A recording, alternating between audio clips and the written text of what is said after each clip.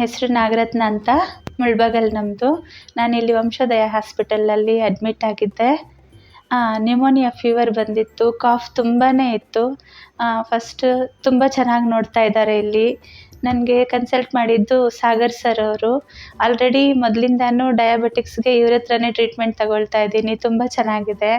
ಹಾಗೆ ಇವಾಗ 3 ಡೇಸಲ್ಲೇ ನನಗೆ ಫುಲ್ ಕ್ಲಿಯರ್ ಆಗಿದೆ, ಚೆನ್ನಾಗಿದ್ದೀನಿ, ಆರಾಮಾಗಿದ್ದೀನಿ. ಎಲ್ಲದಕ್ಕೂ ಮೇಯ್ನ್ ಏನಂದರೆ ಸ್ಟಾಫಲ್ಲಿ ತುಂಬ ಪೇಷನ್ಸ್ ಇದೆ. ಅದೇ ನಮಗೆ ಅರ್ಧ ಪಾಸಿಟಿವ್ ಎನರ್ಜಿ.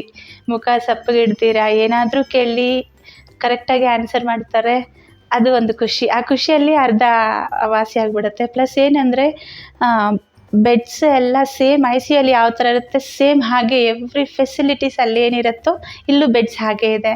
ತುಂಬ ಖುಷಿ ಆಯಿತು ನನಗೆ. ವಂಶೋದಯ ಹಾಸ್ಪಿಟಲಲ್ಲಿ ವರ್ಕ್ ಮಾಡೋ ಎಲ್ಲ ಸ್ಟಾಫ್ಗೂ ತುಂಬ ಥ್ಯಾಂಕ್ಸ್.